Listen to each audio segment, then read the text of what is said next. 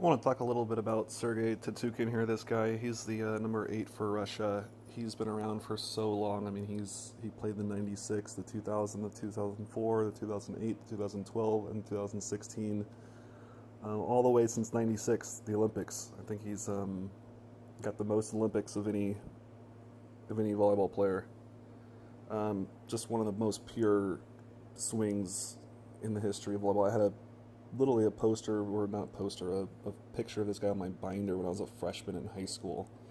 So, I mean, when I was a freshman in high school, he was already playing the national team, and he is still playing after I've been retired for years. So, I'm going to let the little clip go by a little bit.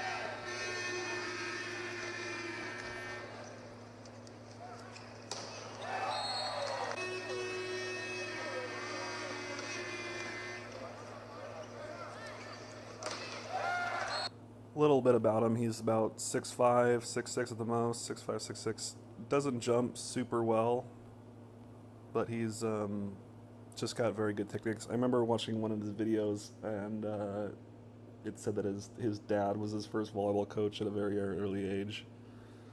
And also John Speraw, he when I was about a freshman in college, when I was a freshman in college, Russia was playing U.S. or something like that, and he was not one of the coaches at the time, but he was in the stands, and I sat next to him, and he pointed this guy out specifically. I knew who he was. So he's like, watch this guy, watch this guy.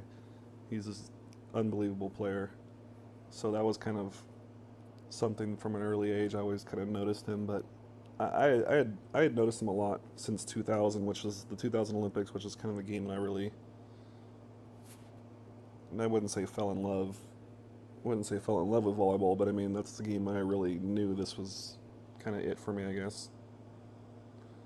So let's see a little bit. He's got a very active arm. He step closes pretty well. He kind of keeps his front foot forward a lot. He doesn't turn it like most players. He keeps his front foot forward. You're gonna notice this on his serving and his jump serving. See how that foot's not really curved. That's just something about his jump. He doesn't jump very high. I mean, he's not one of these super high flyers. His arm is what has kept him in the game for so long, and obviously his fundamentals, technique, shot selection, knowledge of the game, executing when needed. These are all things, but I mean, it's not his jump that's kept him in the game for so long.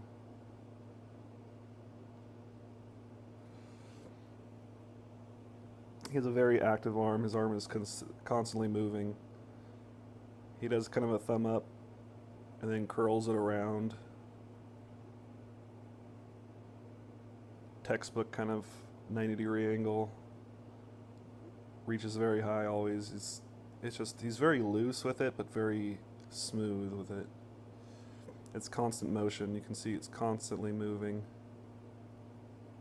There's no stop point where it's stop and start. He used to do this with his head a lot more. He doesn't do it necessarily the last decade, but he used to like kind of bend his head a lot when he hit. He doesn't really do that anymore for the last, decade really, but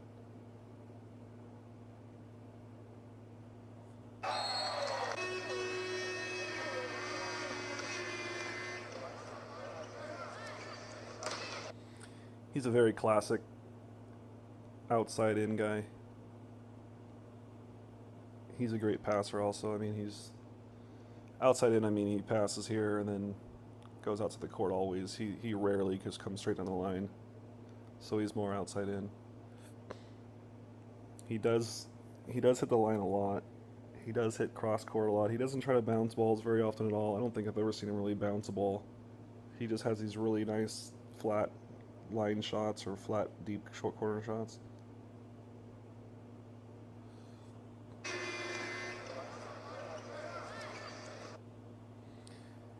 He likes to hit the opposite of where he's facing a lot.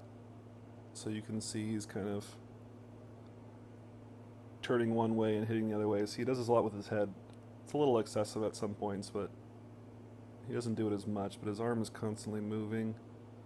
Thumb up, curl around, thumb down, across the ear. reaching with his left, 90 degrees, highest point, grabbing it, turning it down the line, crossbody. His arm all the way finishes across his body completely. No stopping and starting, but he's facing one way, hitting the other way.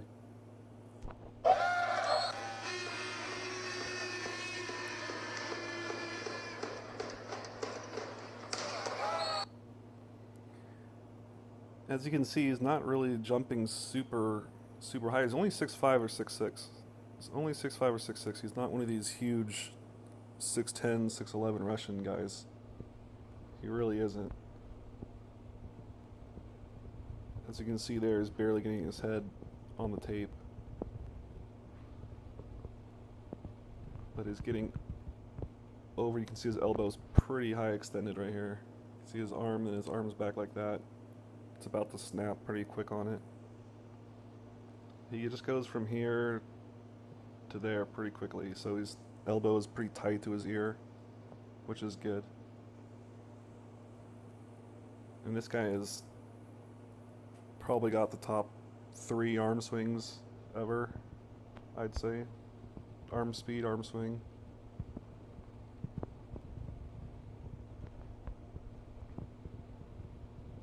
Doesn't get him with his head. This is kind of old school him, but the same exact thing, but just without the head kind of tilt.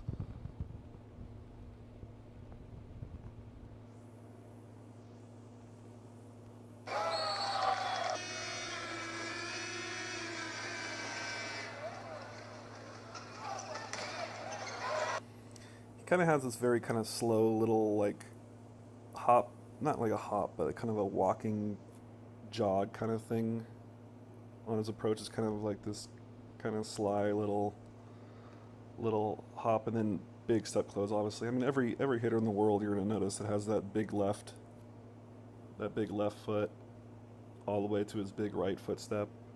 And this is consistent.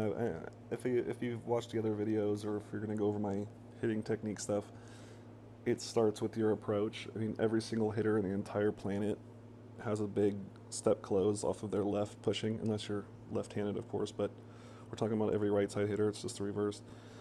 So every right side hitter has a huge step off of his left foot. It's basically universal. It's step 1, basically. This is where your arms come back, and then your arm swing starts basically at this point right here. Your arm swing starts at like 0 gravity here, and then that's this pushing up right there. That kind of motion is part of your arm swing. So I'll go over that more later. I'll probably make a video of just that, but classic big double arm lift. He gets his legs pretty close together. Usually players don't get this close together. Usually they're a little bit further. His legs right here, they're very close. Seems to work for him though, but I mean, every player, you gotta know that it does a little bit something different at some points. There's like 3 or 4 big key points that everyone that's good does, and then there's a little bit of style when it comes to launch or load also. So I'll go over that later though. Here we go, step close, big rips up to about there. You can see where he creates that break with his arm, with his thumb up. Right there, you can see the breakage. So his arms aren't just going both straight up. You see that? His arms don't go just both straight up in the air. His left arm goes forward, and then his right arm is breaking because his bicep is going forward through his thumbs up, so that bicep can kind of curl. So first step, the arm swing is the curl, of course. Well, this technique of arm swing is the curl.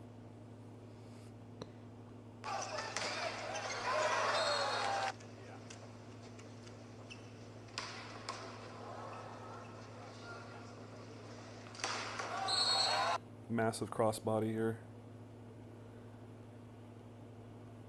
Pretty good pass.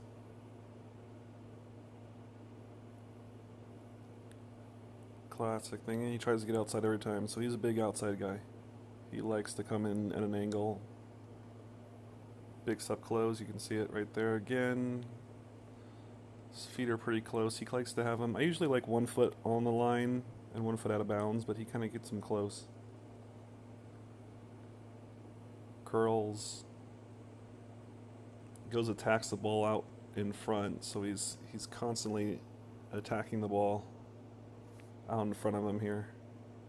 And he's got great hip rotation, so his hips here are both facing this way. And then they turn, so I mean you can see it, his hips are facing that way.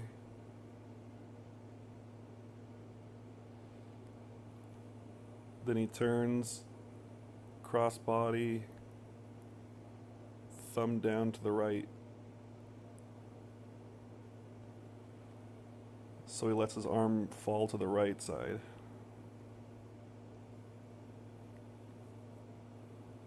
Right side.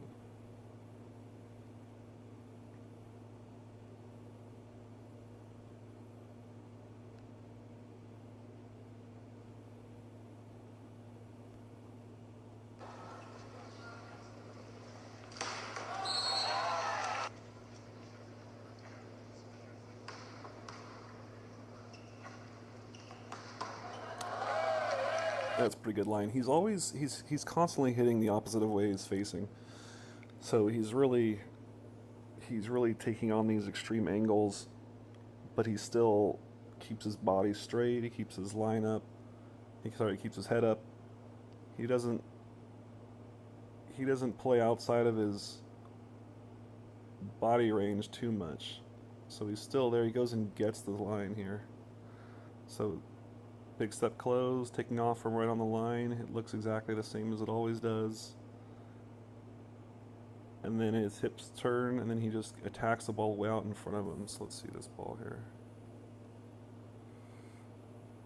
So step close again. Natural break. Also, this guy, with his fingers, he always tapes his pointer, his middle, and his ring finger on his right hand. And I've seen him probably play in just matches and games. I don't know. I've seen this guy play 150 different times, like 150 different videos, and I've never seen him without the three same fingers taped. So it's probably some kind of. I like the fingers taped for ball hand contact and not really anything for blocking or saving your fingers or anything like that. It's mostly to hit the ball. And I know a lot of Russians do this to hit the ball. A lot of Russians like the feel of it. They can grab their hand in midair. They kind of feel their hand in midair. And so I think that's just his thing. I mean, I've seen him play literally 150 times, and I've never seen him not play without those three fingers taped. So definitely something of his style. He's very consistent again here. Break, elbow up, thumb up. Thumb up quickly, curls it. Now it's at the ear, thumb down at the ear. Lets it slide behind his head, 90 degrees behind his head. Elbows way out in front. Hips now have turned. He's getting the ball out. He's hitting the ball out in front of him. A lot of guys, when they hit line, they let the ball drop like this. This is the angle of the line. And they usually contact the ball here. They usually contact it here, or let the ball drop here, and they usually hit it in the tape, or they get blocked. Usually they hit in the tape. So he's contacting it up there at that point. He's grabbing it and then throwing it down. So he's beating the ball. He's going up. He's not letting the ball drop. He's actively going up after the ball. He's contacting it quickly. Up after the ball.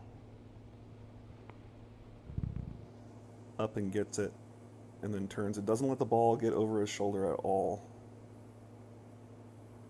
Does not let the ball get over his shoulder at all here. And then lands going this way, going forward into the court. Going that way. So here he is again, going up. Contacts, boom.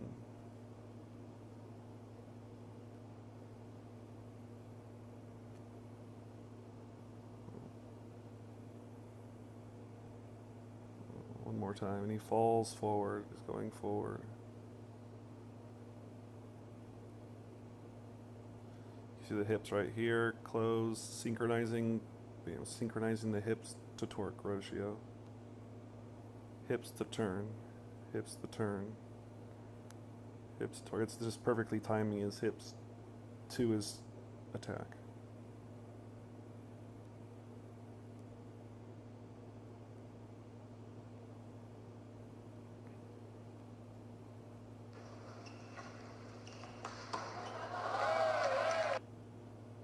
You can see how much speed he puts on it.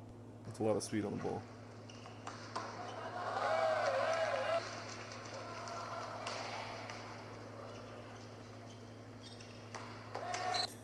This one's interesting also. He just gets on the ball so fast before the block's set up. He attacks the ball at different speeds, so he doesn't let the ball just drop on him. He always goes and gets it. He always kind of manipulates the ball. He's manipulating the ball. It's not letting the set dictate what he wants to do. He sees the set. Oh, he has to quick up. He quickens himself.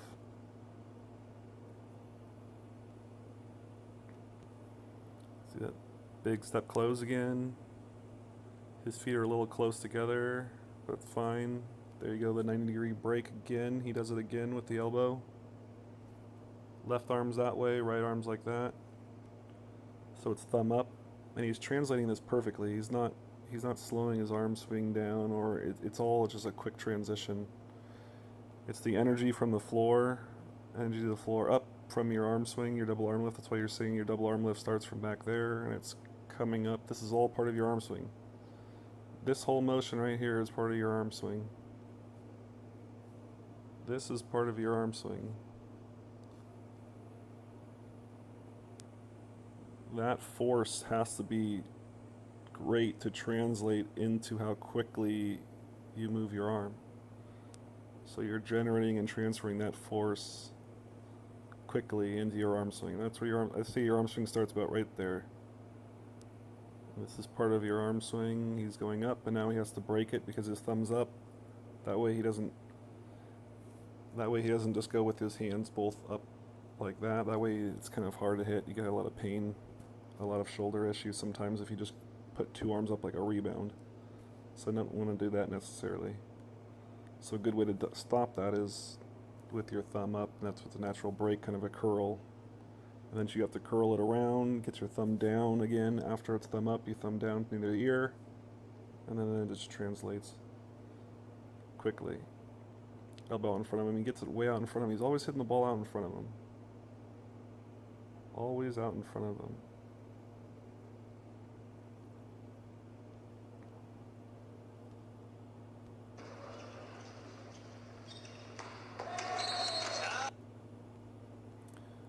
It's a pretty quick attack. He gets on the ball before the ball lets it drop. He's getting it high. That's the line shot. Let's see that line shot again. That was amazing. Great line shot. He's getting it high before it drops. Even that one, he just doesn't let the ball drop. So he's a pretty good player to watch. Sergey Tutukhin, he was one of like the players of the year in their country, and pretty famous player for that country. I mean, everybody pretty much knows his name in that whole country. So someone to watch a little bit. If you like arm swings and you're not so tall and you're not such a big jumper, then he's probably a pretty good guy to watch. It's good to watch guys that are similar to your characteristics. You know what I mean? If you're 6'5" and don't jump super well, he's a good guy to watch. If you're 6'10" and you fly, then don't watch him. But you could learn a lot of things from his arm swing. And he's just one of those players that's been around for a long time and still playing at age 42 or 43. So he's a good guy to watch.